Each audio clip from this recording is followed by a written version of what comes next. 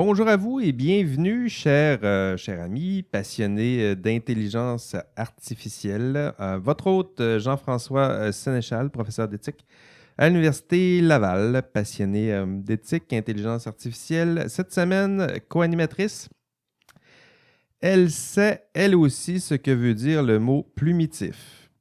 Oui, en effet. Je crois que je l'ai enseigné à quelques personnes. Eve Gaumont est là avec moi. Bon, c'est parce que je parlais de ça aussi avec David, le terme plumitif. On a réfléchi longuement à ce terme, ce qu'il veut dire, comment faire un résumé, comment simplifier un langage.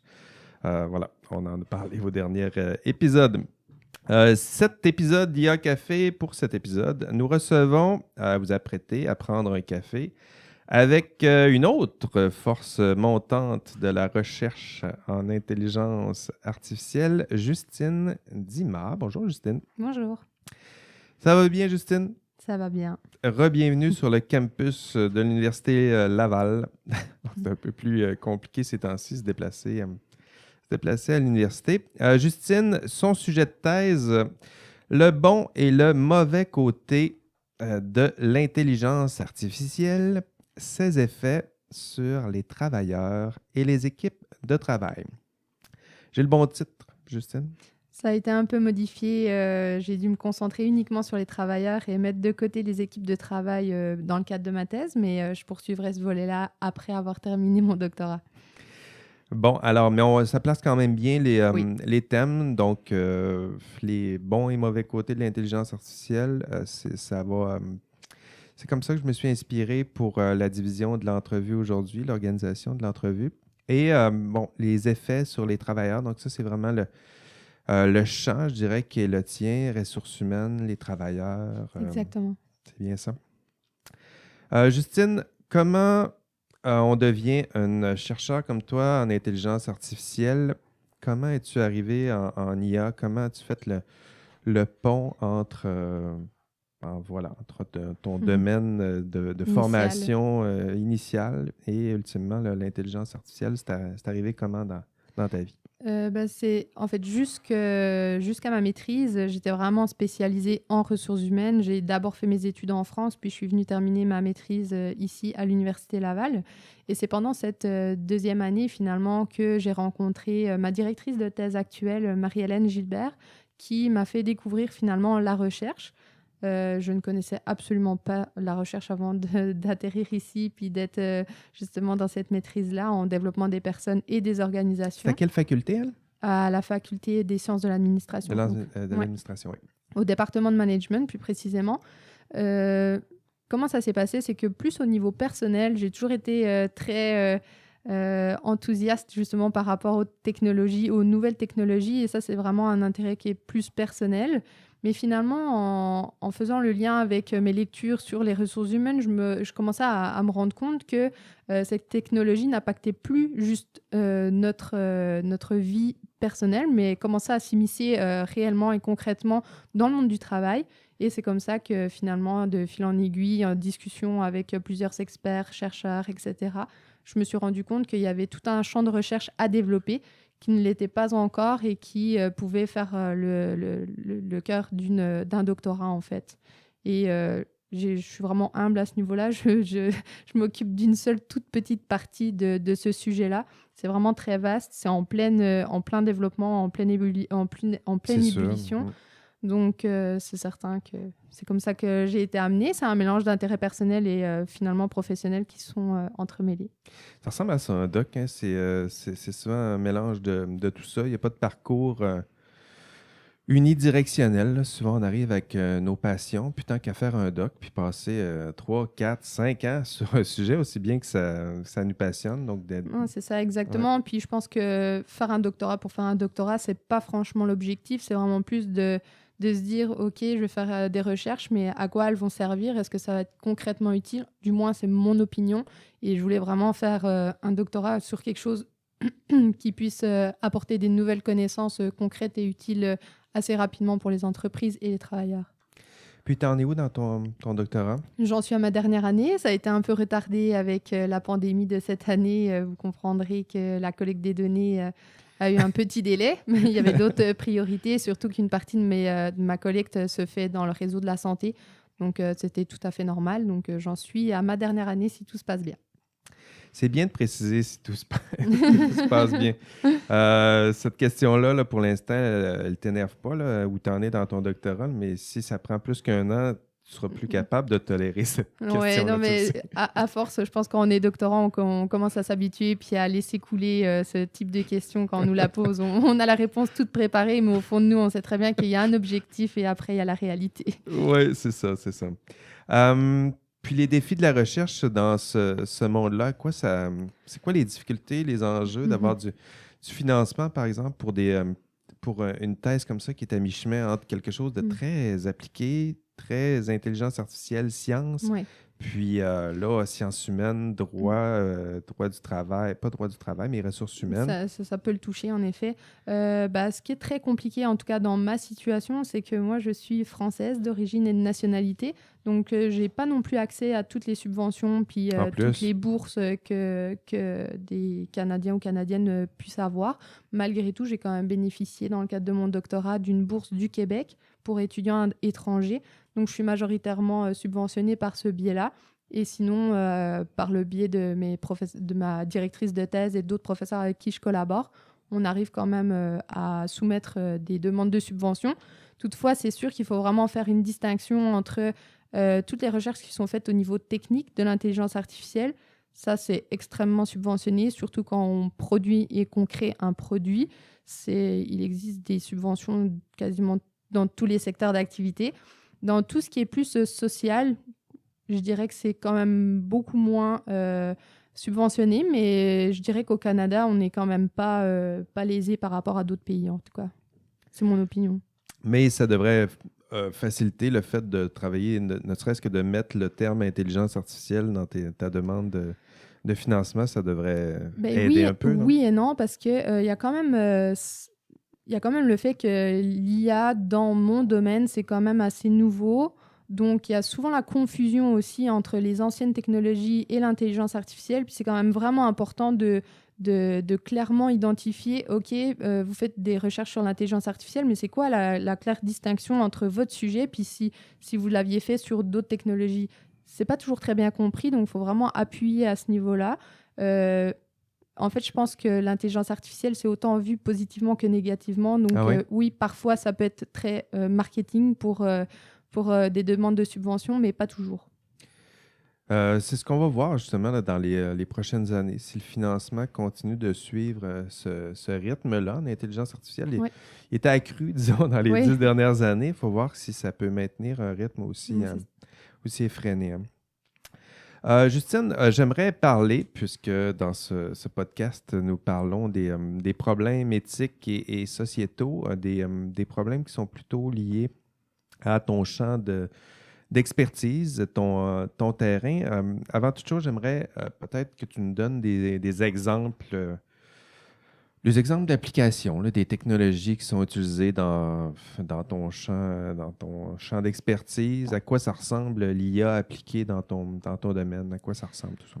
Là, je viens tout juste de soumettre mon premier article de thèse que j'ai réalisé justement avec ma directrice Marie-Hélène Gilbert, la professeure Julie Dextra-Gauthier aussi du département de management et un autre professeur en ressources humaines en France, Laurent Giraud. Cette étude, c'était une scoping review, donc c'est vraiment une recension de la littérature de l'application de l'intelligence artificielle dans le domaine des ressources humaines. Donc, je ne peux pas faire une liste pendant notre podcast, ça serait trop long, mais je pourrais vous donner la référence de l'article pour que vous puissiez le lire plus en détail. Mais rapidement comme ça, des exemples concrets. L'article, il est accepté, il est publié? En évaluation. En évaluation? Mais des exemples concrets de l'utilisation de l'IA dans le domaine des ressources humaines, ça peut aller de la reconnaissance de mots particuliers dans les CV. Donc, ça permet d'accélérer le processus de tri des CV qui peut être, qui avec les années est devenu de plus en plus compliqué, de plus en plus long. Comme par exemple, LinkedIn a identifié que pour un poste, il y a environ 250 candidatures. un conseiller en ressources humaines qui a 10 postes en cours, ce serait beaucoup trop long pour lui de s'amuser à aller... 2500 CV c'est ça, ça s'empile assez vite parce que c'est devenu beaucoup plus facile de diffuser son CV à plusieurs offres d'emploi en même temps. Donc ça peut être C'est vrai, avant, le nombre, fallait que tu te déplaces avec ton petit papier imprimé. Oui, imprimé, puis avant ça, c'était même écrit à la main, donc ça donnait un peu moins envie d'en envoyer 250 en moins d'une heure. C'est vrai, fait que là, on est capable avec le volume, on va en envoyer à tous les employeurs. Exactement, donc ça fait en sorte qu'on se retrouve avec une grande quantité de données, mais on ne sait pas forcément comment la traiter au mieux. Donc là, l'intelligence artificielle dans le domaine du recrutement, par exemple, ça a vraiment beaucoup de potentiel pour justement le tri des CV, également la reconnaissance faciale durant les entrevues aussi. Reconnaissance faciale dans les entrevues. Oui, ça pourrait être par exemple, pendant une entrevue, de détecter des émotions sur le visage du candidat. S'il est stressé, si par exemple Gageons qu'il sera stressé. Oui, c'est ça. Il y a plusieurs autres émotions qu'on voudrait peut-être tester si on le met dans une situation, par exemple de gestion de crise, comment il réagit, les termes qu'il utilise. Ça peut aller vraiment très loin au niveau de l'utilisation de l'IA dans les ressources humaines, du plus simple, donc vraiment au niveau de l'automatisation intelligente, jusqu'à des choses justement plus reconnaissance des émotions qui là va vraiment très loin. Donc, application dans le tri des CV, donc des outils en intelligence artificielle pour trier un nombre important de CV, des outils en intelligence artificielle pour identifier ou de l'aide à l'entrevue concrètement lorsqu'on arrive avec plusieurs candidats, identifier visuellement des traits de caractère, sinon des traits de personnalité. Ou d'émotion. Est-ce qu'il y en a d'autres qui te viennent en tête? Il y en a vraiment beaucoup, comme par exemple... Oui. Et en fait, si j'avais une petite question pour toi, toi, tu as œuvré comme conseillère en ressources humaines pendant un certain temps, oui. Souvent, en intelligence artificielle, il y a des produits qui se créent sans nécessairement répondre à un besoin. Oui, c'est fréquent. Est-ce que toi, il y a des applications, selon ton background, ton expérience, qui te sembleraient soit plus utiles ou moins utiles? C'est certain que moi, ce que je trouve qui serait vraiment très utile, pour avoir fait beaucoup de recherches avec ma directrice qui est spécialisée sur ce type de sujet-là, c'est tout ce qui touche la santé mentale au travail. C'est tous des sujets qui sont parfois difficiles à aborder auprès de son gestionnaire par rapport à comment je vais être perçue, toutes ces choses-là. C'est certain que s'il y avait des outils d'intelligence artificielle qui pouvaient prédire et essayer de réduire ces risques de finalement détresse psychologique au travail, ce serait un réel bel atout finalement. Après, c'est certain que là, on ne peut pas détacher la détresse psychologique au travail de la détresse qu'on vit ensuite quand on rentre chez nous. Il y a quand même un certain lien. Donc, c'est certain qu'il y a beaucoup d'enjeux avec ce type de produit-là. Il y a l'acceptabilité des travailleurs, etc. Mais oui, il y a beaucoup de potentiel quand même en ressources humaines qui, pour le moment, est inexploité. C'est ça, dans votre recension, c'est pas quelque chose sur lequel vous êtes tombé des outils de ce genre-là? Non, parce que la recension, c'est vraiment l'objectif, c'est d'identifier qu'est-ce qui existe pour le moment, mais pas de faire une liste de potentielles startups qui pourraient être créées. Mais en lisant notre article, c'est certain que par déduction, on est capable de voir, OK, pour le moment, en tout cas, au niveau de la recherche scientifique, c'est pas mentionné que telle chose existe. Mais c'est pas une recension des produits existants en ressources humaines. Puis les outils les plus fréquemment utilisés en ce moment là, en intelligence artificielle? Du moins, ce qui est étudié au niveau scientifique, parce qu'il faut faire la distinction entre les produits qui sont créés. Il y a des startups, là, il y en a des milliers, voire des millions en ce moment, mais qui sont, dont les résultats sont réellement évalués au niveau scientifique. Mesurés. C'est ça, mesuré. C'est vraiment principalement au niveau du recrutement que c'est utilisé.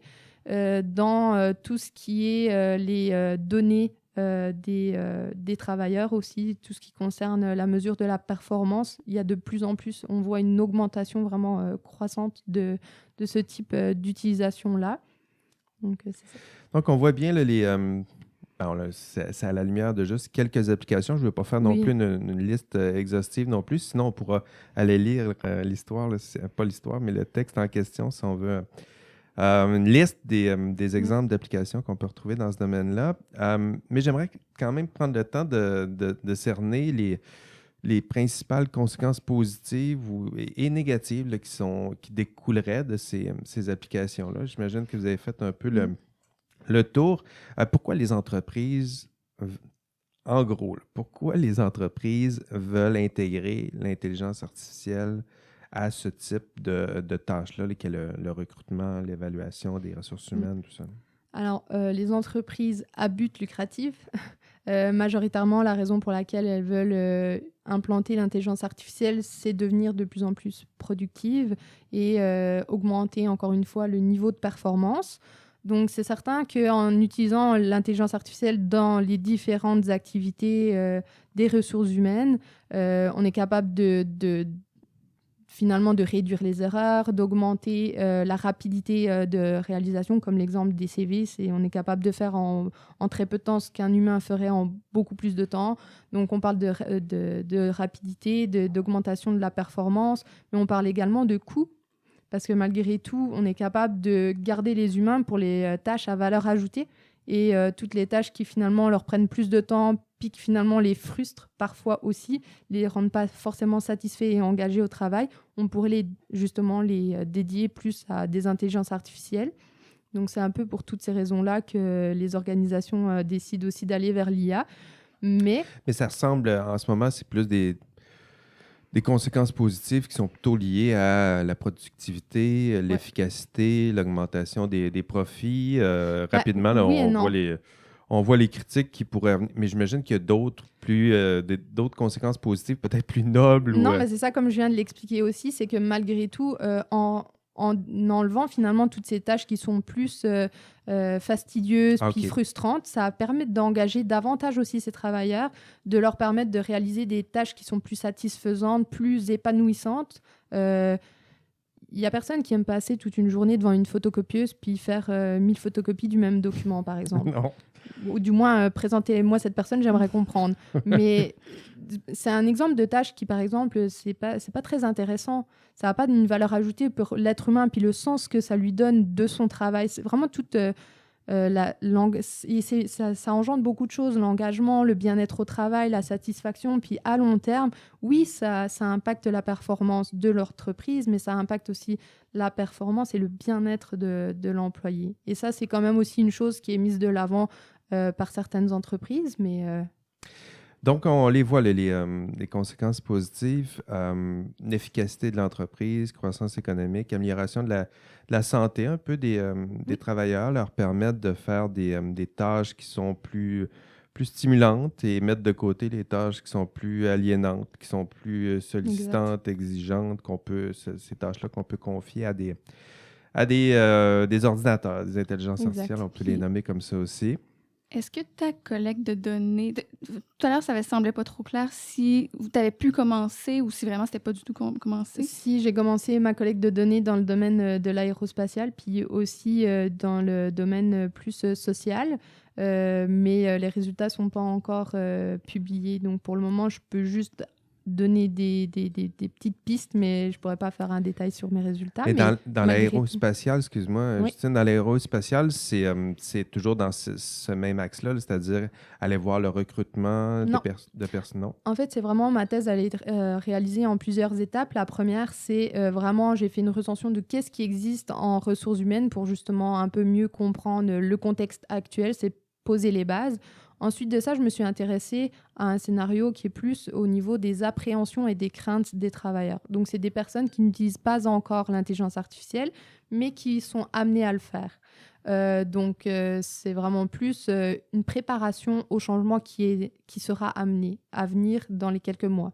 Et ensuite, dans le secteur de la santé, je fais une autre recherche qui est vraiment plus auprès de professionnels de la santé qui, eux, utilisent concrètement déjà l'intelligence artificielle et c'est de voir les conséquences que ça a sur leur travail.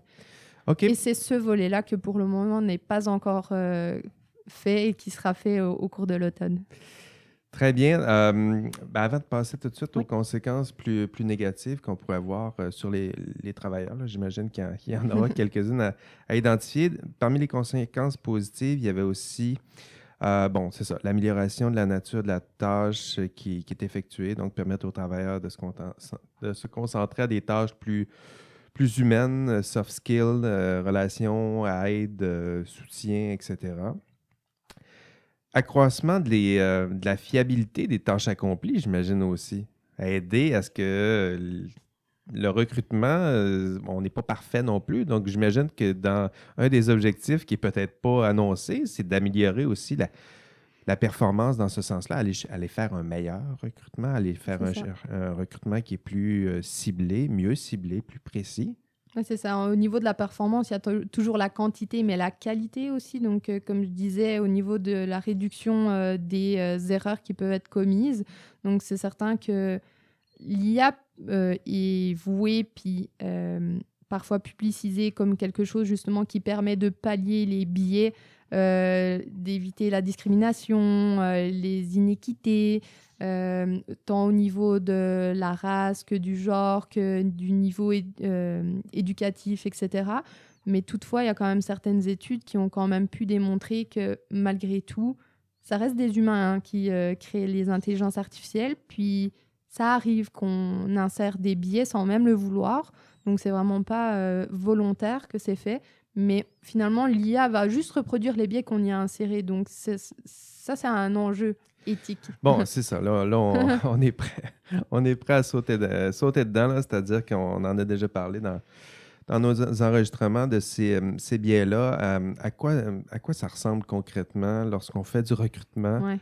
Un biais, quand on éduque nos intelligences artificielles, on le fait avec les meilleures intentions possibles, mais comment ça peut déraper tout ça? Est-ce que tu as des exemples? Oui, il y a un exemple concret qui est justement dans l'identification de texte. Finalement, si on utilise un vocabulaire dans la recherche qu'on met dans l'intelligence artificielle qui est teinté plus qui est plus c'est plus tourné au masculin, finalement, on va exclure sans même le vouloir toutes les femmes. Comment c'est possible, ça? Parce que si, par exemple, professeur, si je cherche le terme professeur, mais sans E, une professeure féminine qui aurait mis dans son CV qu'elle est professeure E, l'intelligence, il ne le verra pas. Elle serait exclue donc, automatiquement. Elle n'est pas professeure du tout. Du tout. Elle n'est même pas considérée. Bon, là, je prends un exemple qui est très simple, mais ça va beaucoup plus loin que ça parce que ça a quand même été démontré aussi dans la recherche que le vocabulaire utilisé pour présenter ses compétences quand on est une femme et quand on est un homme, c'est pas toujours présenté de la même manière. Okay. Et ça, justement, ça peut faire en sorte que c'est pas uniforme et l'intelligence artificielle fait pas cette distinction de cette nuance-là. Donc, c'est un exemple de biais, par exemple. Puis à la fin, l'intelligence artificielle aura tendance à choisir plus des hommes. Des hommes, parce que ça correspond au vocabulaire qu'on lui a appris. Puis, sans l'intelligence artificielle, est-ce qu'on ne choisit pas aussi plus des hommes que... Mais c'est juste, c'est ça l'enjeu. C'est que c'est des humains qui créent les intelligences artificielles. Puis, comme je vous le disais tout à l'heure, c'est parfois on va reproduire ce que nous-mêmes, en tant qu'être humain, on fait en fait habituellement. Sauf que là, l'enjeu, c'est que justement, on veut utiliser des outils pour réduire ces biais-là. Mais pour pouvoir réduire des biais, il faut en avoir conscience tout d'abord.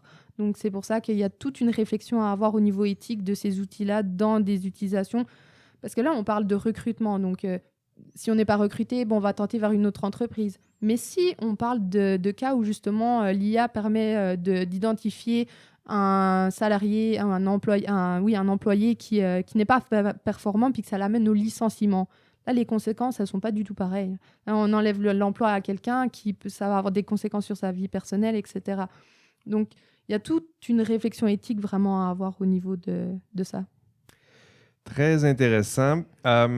Si on prend l'exemple que tu donnais un peu plus tôt, l'instauration d'outils d'intelligence artificielle dans le recrutement ou dans les ressources humaines, tout ça, est-ce qu'il y a des conséquences sur les travailleurs en tant que tels? Parce que tu semblais mentionner ça, ne serait-ce que dans le titre de ta thèse, qu'il y aurait des conséquences mesurables sur les travailleurs? Oui, alors ça coûte de l'argent aux entreprises d'investir dans des technologies d'IA, même par exemple dans le recrutement, ça a quand même des coûts.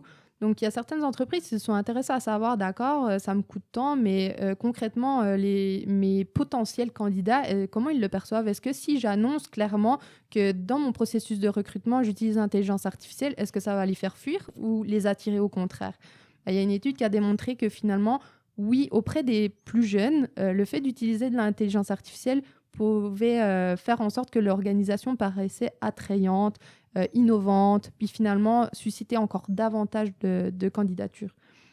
Là, on parle de personnes qui ne sont pas encore au stade d'employés. Mais l'utilisation de l'IA auprès de travailleurs, actuellement, oui, ça peut avoir des conséquences négatives dans le sens où si on ne connaît pas concrètement qu'est-ce que va faire l'IA dans mon organisation, jusqu'où ça va aller, il y a tout un aspect peut-être angoissant de ne pas savoir ça. ce que ça fait. Là. Exactement, il y a toutes des appréhensions, des craintes, des peurs qui sont amenées. Puis on se rend compte que ça s'immisce dans notre environnement, mais on ne nous l'a pas forcément expliqué. Donc l'incompréhension, l'inconnu, là on parle d'intelligence artificielle, mais peu importe quoi, c'est une réaction humaine et normale du cerveau d'avoir peur de ce qu'on ne connaît pas. Donc les travailleurs sont pas exclus de ce processus-là, ça reste des êtres humains, donc c'est une réaction tout à fait normale. Mais en même temps, c'est une anxiété qui est justifiée. C'est-à-dire que si les intelligences sont là pour accroître le temps de travail, accroître l'efficacité, ils ne rêvent pas à ça. Là. Les travailleurs, là, c'est vraiment l'intelligence artificielle est là aussi pour accroître leur productivité.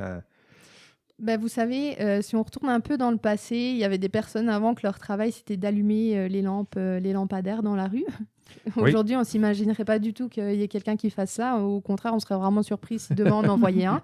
Et pourtant, bah, oui, son emploi, il a été supprimé. Mais il y a aussi beaucoup d'emplois qui ont été créés. Donc oui, l'anxiété, elle est normale parce qu'on est dans une phase de transition. Il ne faut pas oublier que toutes les révolutions technologiques jusqu'à présent ont toujours eu une phase de destruction d'emplois, mais aussi de création d'emplois. Et en fait, ce dont quoi on devrait avoir peur, c'est pas le fait que ça détruise ou que ça crée des emplois, parce que ça, on n'y échappera pas, c'est certain. Ce qu'il faut qu'on ait peur, en fait, finalement, c'est notre capacité à s'adapter à ce changement-là. Est-ce qu'on a les outils puis les moyens mis en place pour être en mesure d'y faire face? Est-ce que c'est mesuré un peu sur le terrain, à quoi ça ressemble la résistance des travailleurs à ces technologies-là? Parce qu'on présume qu'ils sont craintifs ou anxieux par rapport à ça, mais est-ce que c'est mesuré sur le terrain, leur niveau de résistance à ces technologies-là? Quand on mentionne le mot IA, là, à quel point il recule de 2 ou 3 pas? Là. Bah, pour le moment, en fait, il n'y a pas d'études qui ont été présentées sur justement le niveau de résistance des travailleurs. Puis c'est ce qui fait, c'est mon principal argument de justification de l'importance de ma thèse. Donc, je pourrais vous en dire des nouvelles dans un an. on te réinvitera dans un an. Pour la suite. Justine, ouais. Est-ce qu'il y a des bonnes pratiques pour faciliter cette implémentation-là de l'intelligence artificielle pour réduire l'anxiété des travailleurs ou... Ben, comme tout changement, c'est certain que le fait d'éduquer les gens, leur donner de l'information, de la formation, ça les prépare en fait. C'est comme n'importe qui, un chirurgien. S'il n'est pas formé, qu'on l'envoie tout de suite sur le terrain, ou un militaire, ou peu importe quel métier, si on n'est pas préparé, c'est sûr qu'on est forcément anxieux. Déjà, en étant préparé, on a toujours un petit peu d'anxiété tant qu'on ne l'a pas fait la première fois. Mais alors, sans préparation, c'est vraiment très, très anxiogène. Il n'y a pas quelque chose de plus difficile lorsqu'on arrive pour éduquer. Il y a quelque chose de propre peut-être aux algorithmes. Il y a une sorte d'étanchéité des algorithmes qui ne révèlent pas exactement comment ils fonctionnent puis exactement c'est quoi les paramètres. Donc, il y a une sorte de secret qu'aime bien garder l'algorithme, qu'on aimerait débusquer. Donc, pour éduquer, leur dire ce que fait l'algorithme alors qu'on a de la difficulté à savoir exactement ce qu'il fait, ça peut peut-être contribuer à cette...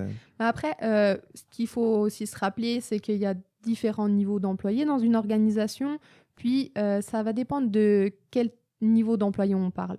Très honnêtement, je ne sais pas du tout concrètement au niveau technique comment fonctionnent tous les ordinateurs, tous les outils technologique que j'utilise, rien que mon smartphone par exemple, et pourtant je suis totalement capable de l'accepter dans ma vie, puis totalement capable de l'utiliser au quotidien. Donc je pense que selon le niveau des employés, on n'est pas obligé d'aller dans l'approfondissement puis l'explication technique du l'algorithme fonctionne comme ça, et puis le niveau total de transparence, parce que finalement ça serait noyer la personne dans des informations qui lui sont pas forcément utiles. Par contre, je pense que là, ça, c'est plus le rôle des dirigeants de Pour le comprendre que quand... décideur, oui, C'est ça, pour les comprendre. décideurs de comprendre, OK, je mets en place un outil, mais c'est quoi ses limites, jusqu'où ça va? Parce que là, après, il y a toutes les questions de responsabilité. C'est bien de mettre un Ouais. outil en place, mais les conséquences négatives, va falloir en être responsable. C'est ça, je pense, le défi, parce que, bon, si l'outil en question nous aide à embaucher une personne, ben, qui en sera responsable de cette embauche? Puis si l'outil, en plus, nous dit que cette personne-là, on doit la congédier, C'est ça. ben là, il ça, faut c'est être capable tout- de rentrer dans l'algorithme pour voir c'est quoi les paramètres qui font en sorte que on me fait cette recommandation-là, parce qu'éventuellement, le décideur, il devra l'assumer, pas juste se faire le relais de cette prescription-là. Si on prend le processus actuel de recrutement, c'est pas forcément toujours très bien justifié non plus la méthode par laquelle on a décidé tel ou tel candidat. Donc, il faut quand même se rappeler que le problème, il est déjà existant avant même l'intelligence artificielle. C'est juste que là, on va à un niveau supérieur. Donc, ça le met peut-être davantage en évidence. Oui, c'est ça, je pense. Mais les organisations, pour le moment, décident quand même toutes majoritairement de garder la main sur la prise de décision finale. L'IA, ça reste un outil d'aide à la décision, mais ne prend pas la décision finale pour le moment. C'est ça, est-ce que l'outil d'aide à la décision, à quel point on peut s'écarter de la recommandation de ce qu'un algorithme qu'on présume plus neutre, plus objectif nous fait? Puis je pense que c'est possible de le faire, mais est-ce que comment on articule le fait de s'écarter de la prise de décision? Je pense que la valeur ajoutée principale de nous, les êtres humains, c'est notre capacité de réflexion. Puis justement, le fait de faire le choix de s'écarter de la recommandation de l'intelligence artificielle basée sur un fait important, comme par exemple si on se rendait compte que dans les 3 suggestions que l'IA me fait pour le recrutement en question, la diversité n'est pas suffisante et moi je cherche vraiment en tant qu'organisation à avoir une équipe multidisciplinaire et diversifiée. Là, je pourrais faire, moi en tant qu'être humain, et prendre une décision qui est basée sur une réflexion puis un jugement humain. Et ça se justifie très bien si finalement l'IA a été montée d'une manière qui finalement dans la situation où je l'utilise n'est pas forcément adaptée à 100%. Très bien. Ben, c'est intéressant ce que tu nous racontes, Justine. Puis surtout, en fait, là où j'ai hésité tout à l'heure, ben, c'est ça. C'est comme si ces IA-là nous aidaient. C'est-à-dire qu'ils n'ont pas inventé les biais, les problèmes qu'on a identifiés. C'est pas né avec les IA, là. Ces problèmes-là existaient. Puis peut-être que justement, ces IA-là nous obligent à repenser à ces biais-là, à identifier peut-être plus clairement quels sont nos biais. Hein? Je pense que tu l'as mentionné un peu plus tôt, d'abord identifier les biais, puis après les corriger. Mais si on ne peut pas les identifier, ça sera dur de les corriger. Mais justement, comment on peut... Est-ce que c'est possible, une fois qu'on sait qu'il y a un biais, de corriger ce biais-là? Oui, Est-ce qu'on pourrait pas penser à un outil qui, une fois qu'on sait qu'il y a un biais défavorable à l'embauche des femmes, un biais de, je ne sais pas moi, 0,034 %, ben, on pourrait dire, bon, on va ajuster ce biais-là, puis on va l'augmenter de 0,04 % parce que de toute façon, il y a un biais, puis on pourrait ajuster de cette façon-là. Ça se pense-tu comme ça? Oui, si, c'est quelque chose qui est faisable. Et justement, c'est pour ça que c'est important d'abord tester un outil avant de l'implanter de manière générale. Il y a Google, il y a LinkedIn, toutes ces entreprises-là qui finalement ont fait des phases de test, se sont rendus compte que ça favorisait davantage les hommes ou que ça favorisait des écarts, qu'il y avait des propositions de salaire beaucoup plus élevées, par exemple pour les hommes que pour les femmes.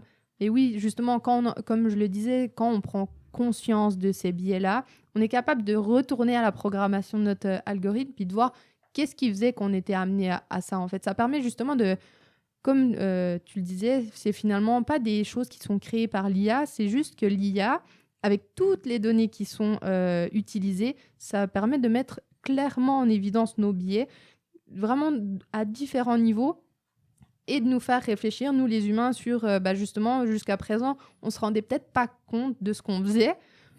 Parfois, je pense que c'est quand même très, très, très conscient. C'est quasiment de la négligence. Non, des c'est fois, ça. là. Mais on va quand même laisser le fait qu'on est des humains puis que l'erreur est humaine, justement, comme on dit. Mais là, justement, une fois qu'on a conscience puis que c'est mis en évidence, on ne peut plus le nier, en fait. Donc, on n'a plus d'excuses de plus travailler là-dessus. Donc, moi, je suis vraiment de l'opinion que l'IA va permettre de nous faire réfléchir et agir à ce niveau-là pour vraiment avoir une société qui est un peu meilleure à ces différents niveaux-là. C'est vrai, ces IA-là nous renvoient une espèce d'image de ce que nous sommes. Là. Donc, Exact. ils n'inventent pas cette image-là. Puis même si on n'aime pas l'image qu'on voit, elle est là quand même. Donc, peut-être qu'on peut les utiliser justement pour améliorer ces processus-là, se servir de ces outils-là pour améliorer, lutter contre ces biais-là, puis ces injustices-là à la fin. Exactement. OK. Question peut-être plus difficile. Qu'est-ce qui peut montrer à ces intelligences-là à faire mieux que nous? Qui décideront qui devrait contrôler ces intelligences artificielles-là? Est-ce qu'on ne devrait pas mettre en place des processus, des comités qui permettent de justement... est-ce qu'on donne la responsabilité à ceux et celles qui programment ces intelligences artificielles-là ou est-ce qu'on ne met pas en place des entités qui pourraient surveiller ces intelligences artificielles-là? Comment on s'y prend? Justement, ça fait partie des emplois qui sont créés par l'intelligence artificielle puis qui n'existaient pas forcément jusqu'à présent. Pour le moment, il n'y a pas d'éthicien dans le département des ressources humaines pour vérifier que les biais, justement, la discrimination, toutes ces choses-là sont évitées pendant les processus de recrutement. Ce n'est pas quelque chose qui existe. C'était au bon vouloir du recruteur, bien souvent. Et il faut aussi noter que les recruteurs ne sont pas forcément formés pour ces choses-là. Donc, les études ne sont pas forcément très longues dans le recrutement. Donc, encore une fois, ça souligne le point que c'est humain puis ce n'est pas forcément fait exprès. Donc, oui, moi, je pense qu'il va y avoir des emplois qui vont être créés à ce niveau-là. Au sein des entreprises?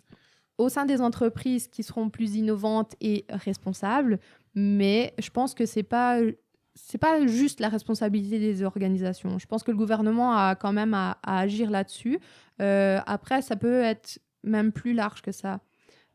L'ONU travaille sur ça, la Commission européenne travaille sur ces sujets-là. Ils regroupent actuellement, en ce moment, en 2020, plusieurs experts de différents pays pour réfléchir à justement comment... Donc, la réponse, moi, aujourd'hui, je ne l'ai pas. Je ne suis que Justine Dimas, je n'ai pas la science infuse sur tous les sujets, mais je sais que c'est quelque chose qui est en cours de réflexion et de mon point de vue, je pense que c'est quelque chose qui devrait être fait plus au niveau global et pas juste national, parce que ça touche vraiment toutes nos sociétés.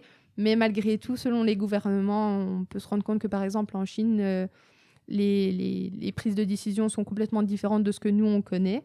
Donc, je pense qu'il faut avoir une réflexion globale, mais après, ça sera la responsabilité, malgré tout, nationale de pouvoir influencer les organisations et la responsabilité est partagée, en fait.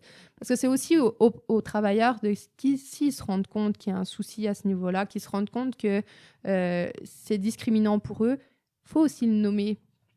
Parce que si personne ne nomme les injustices, on va juste continuer à les vivre et à les subir, en fait. Donc, je pense qu'on ne peut pas juste nommer une personne responsable de ça. C'est vraiment une responsabilité qui est partagée, selon moi. Évidemment. Puis, il faudra faire, j'imagine, des lois, des règles, des normes qui balisent ça, Oui. pas seulement attendre que les travailleurs crient à l'injustice, mais essayer de prévoir les injustices possibles, puis Exact. déjà commencer à travailler sur des lois, des normes qui permettraient de baliser mieux. Mais encore une fois, quand on ne le vit pas, parfois on ne s'en rend pas compte. Donc oui, il faut qu'il y ait des réflexions un peu plus à haut niveau, des organisations, des pays, etc. Mais ça se peut très bien qu'il y ait des lois mises en place. En fait, comme pour tous les autres problèmes au niveau du droit du travail, d'une organisation à l'autre, on est censé réaliser les mêmes choses au niveau des lois. Et pourtant, on constate que dans certains secteurs d'activité, il y a des problèmes en particulier. Il y a des réalités différentes. Parce que l'utilisation de l'IA dans le secteur de la santé, ça n'a pas les mêmes enjeux que dans le secteur manufacturier, par exemple. Donc, il y a quand même des spécificités auxquelles on ne pense pas forcément, qui apparaissent aussi au fur et à mesure du temps. Puis c'est pour ça que moi, je pense qu'il y a quand même une responsabilité partagée et de pouvoir regrouper des personnes de différents niveaux, positions, ça permet justement d'avoir cette réflexion-là globale. Intéressant. Puis il faut voir le droit du travail, mais tu as bien raison de le mentionner. Le droit du travail, il est existant. Ce n'est pas parce que tout à coup, on se met à rentrer des intelligences artificielles que le droit du travail va tomber. Là. Il y a des lois existantes déjà en place pour baliser. Que ce soit une intelligence artificielle ou un employeur qui est de mauvaise foi, s'il y a des injustices créées, il y a déjà des balises importantes existantes. Je pense que la principale distinction qui va se faire là, puis qui va être très importante, puis là, je pense que Eve a beaucoup plus de connaissances que moi à ce niveau-là, mais c'est vraiment plus au niveau de la responsabilité. Parce que si on commence à déléguer toute la responsabilité auprès des intelligences artificielles, puis dire, moi, je suis employeur, j'utilise cette technologie-là qui a été développée par telle start-up, c'est pas de ma faute, moi, je le savais pas que c'était fait comme ça. Ouais. Il va y avoir des problèmes à ce niveau-là de prouver qui est le responsable. Est-ce que c'est celui qui l'utilise, celui qui le crée? En tout cas, ça, c'est tout un autre champ de discussion au niveau de la responsabilité qui va avoir un impact sur le droit du travail, c'est certain. C'est vrai. Puis en même temps, c'est pas un enjeu qui est nouveau aussi. C'est-à-dire trouver, quand tu utilises un téléphone cellulaire, tu n'as pas besoin d'être un expert en ingénierie à propos de ton téléphone cellulaire. C'est pas nécessairement l'utilisateur qui serait responsable. Au début, il y a quelqu'un qui a pensé à cet outil-là, qui l'a conçu, puis lui aussi peut être imputable de certaines actions posées par ça. Tout à fait. Dernier thème que je voulais aborder avec toi, Justine, c'était, on va l'appeler ça, la différence entre le rêve et la réalité. Là. C'est-à-dire que plus on fait des entrevues avec des intervenants, plus on voit qu'il y a quand même une distance importante, je dirais, là, entre les promesses qu'on associe à l'intelligence artificielle puis la réalité. Hein, concrètement, qu'est-ce que ça fait? Concrètement, quelle sorte d'amélioration mesurable on est capable de faire? Puis on compare ça avec les ambitions annoncées. Des fois, ça peut être un peu impressionnant, je dirais. Qu'est-ce que tu penses de ces promesses-là? Est-ce que tu vois, toi, une différence entre les promesses, la réalité? Qu'est-ce que tu vois sur le terrain entre... bon, à quoi ça ressemble, cette différence-là? Non, je vois clairement une distinction entre ceux qui vendent des produits d'IA, qui finalement présentent l'intelligence artificielle vraiment comme quelque chose de magique et d'unique et parfait. C'est pas du tout le cas. Selon moi. Si c'était aussi parfait que ça ferait déjà bien longtemps qu'on l'aurait utilisé, puis dans tous les domaines, puis on ne serait pas en train de parler de biais, puis de problèmes éthiques qui sont causés par l'intelligence artificielle. Donc, il y a un écart entre les personnes qui les vendent, puis c'est bien normal qu'ils veuillent le présenter sous le bon jour, mais il y a aussi un écart avec la capacité des organisations à implanter l'intelligence artificielle. Il y en a beaucoup qui veulent faire comme leurs concurrents, puis essayer de ne pas être en retard. Puis il faut quand même se rappeler que pour avoir de l'intelligence artificielle, il faut déjà avoir des données pour commencer. Puis au niveau des structures informatiques, belles données, pas juste des données brutes dans un fichier Excel. Là. Exact. Puis déjà, rien que des données dans un fichier Excel de bonne qualité, c'est pas toutes les organisations qui l'ont. Ouais. Donc, puis... Là, on parle au niveau organisation, mais après, il faut que ça se parle entre départements. C'est vraiment beaucoup plus compliqué qu'on le pense. Il ne suffit pas juste de payer une intelligence artificielle, puis boum, ça va totalement changer mon organisation, puis je vais être le numéro 1 de mon secteur d'activité. Non, c'est beaucoup plus complexe que ça paraît. Donc, je pense que oui, il y a un réel écart entre ce qui est vendu, ce qui est présenté, et ce qui se fait réellement, et ce qu'on est capable de faire aujourd'hui. C'est certain que des organisations comme Google, qui sont... dans le domaine de la data, c'est certain que pour eux, c'est beaucoup plus facile parce qu'ils sont déjà en avance au niveau informatique. Ben oui. Donc forcément, la transition, elle se fait assez naturellement. C'est même logique pour eux de continuer dans ce sens-là. Mais quand on pense à le secteur de la santé, par exemple, ou juste la communication... C'est ça, la communication entre deux établissements de la santé, parfois, c'est très compliqué. Puis on le voit juste dans des fusions-acquisitions ou des choses comme ça. Vrai. C'est très compliqué. Donc, aller vers de l'intelligence artificielle, c'est comme si on passait justement la lampe à huile à demain, l'intelligence artificielle, c'est pas possible. Il y a quand même une phase de transition, puis je pense que ça, faut en avoir conscience. Donc, cette bulle-là, c'est surtout ceux qui vendent l'intelligence artificielle, ceux qui aimeraient acheter puis qui n'ont pas les infrastructures pour accueillir ces intelligences artificielles. En recherche, est-ce qu'on n'a pas aussi tendance un peu à gonfler un peu Mais il y a quand même je pense que je ne parle pas pour les recherches qui sont dans le domaine social, parce que là, l'intérêt n'est pas au niveau de l'IA puis sa performance, mais c'est vraiment plus au niveau de son impact sur la société. Donc là, les intérêts sont différents. Mais dans toutes les recherches qui sont plus au niveau technique, dans la santé, etc., on voit que les subventions explosent. Donc forcément, quand on va demander une demande de subvention, on va pas tabler sur le fait que c'est très négatif, puis que ça sert à rien, parce que justement, on enlève tous les arguments justifiant la nécessité de la recherche. Donc, de manière réaliste, oui, je pense aussi qu'en recherche, il y a une grosse bulle, puis au Canada, de manière générale, il y a énormément de recherche au niveau technique, puis c'est très bien, puis je pense que le Canada a une grosse avance là-dessus. Mais s'il y a autant de subventions de plus en plus qui sont axées sur la création de produits concrets réels, vous pourriez parler avec Ivado, par exemple, c'est quand même un enjeu qui est mis de l'avant. Donc oui, il y a beaucoup de recherche, mais la mise en production puis l'utilisation concrète, bah, c'est en cours de développement. C'est pas, ça ne suit pas forcément les avancées technologiques, en fait. Ce serait quoi les conséquences s'il y avait, si la bulle est trop grande, s'il y a un trop grand écart entre... Je ne veux pas non plus te piéger. Là. Je réfléchis à voix haute aussi. Là, c'est quoi les risques là, qu'on prend socialement à créer une distance entre les attentes puis les... Le développement de la technologie, c'est très intéressant. Pour les gens qui sont dans la création, l'invention, c'est très, très, très stimulant.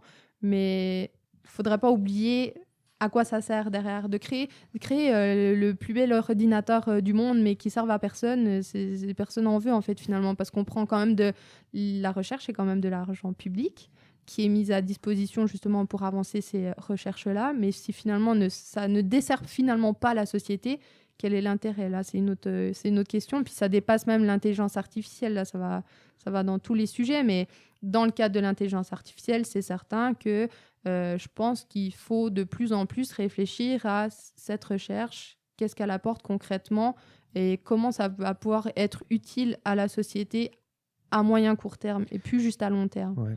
Et on le voit dans les subventions que ça commence à être des questions concrètes. Oui, non, c'est vrai, il ne faudrait surtout pas que la société perde confiance en la recherche, en la science. Surtout en ce moment, je dirais, il ne faudrait surtout pas. C'est ce qui nous reste, là. C'est notre dernier rempart, là. Non, c'est certain. Si on perd confiance en la science, les institutions, la recherche, si les ambitions annoncées ne sont pas au rendez-vous, puis tout à coup, on se met à douter, y compris de ça. Non, c'est certain. C'est pour ça qu'il faudrait peut-être plus aller vers des objectifs réalistes, des petites réussites, plusieurs petits pas réussis, plutôt que de vouloir inventer une intelligence artificielle qui est totalement comparable à un être humain. Non, pour le moment, c'est juste capable de simuler des petites parties de notre intelligence, mais qui sont très utiles. Donc, être plus humble là-dessus. Tu allais ajouter quelque chose, hein? Oui, en tout début de discussion, tu disais que tu arrivais dans le domaine de la recherche avec un optimisme quand même assumé envers la technologie. Oh oui, vraiment. Puis, est-ce que là, on voit qu'il y a peut-être une position plus mitoyenne? Est-ce que tu as encore le même enthousiasme, plus critique, moins critique? En fait, comme toute innovation, moi, je pense que ça a ses bénéfices, l'intelligence artificielle. Je suis très optimiste dans le potentiel de l'intelligence artificielle. Ce qui m'inquiète plus, c'est les personnes qui vont l'utiliser. C'est plus ça, là, ma crainte. Et je pense que ça fait partie aussi de justement notre rôle en tant qu'être humain, d'avoir une réflexion critique sur l'utilisation qu'on fait. Il y a certaines utilisations de l'intelligence artificielle que je ne voudrais pas qu'ils soient reproduites dans la société dans laquelle je vis. Oui, comment on va utiliser qui va utiliser ces outils-là? Comment à les quel outils escient, quel objectif et comment? C'est toutes des questions à à quelle fin? réfléchir. Oui, c'est vrai. Puis ça, à ce titre-là, l'intelligence artificielle n'a pas inventé ces questions-là, questions profondes. Justine, qu'est-ce qui t'attend maintenant? Qu'est-ce qui t'attend? T'es rendu là dans ta thèse, dans ta réflexion, à quoi ça ressemble le futur pour toi, court, moyen Ça terme? ressemble à continuer ma collecte de données, terminer de rédiger ma thèse et la soutenir si tout se passe bien dans moins d'1 an. Ça ressemble à ça. Dans moins d'1 an, Justine. On pourra s'en reparler. Pas plus, pas moins, moins d'1 an. Oh, moi, je dirais pas non. Hein.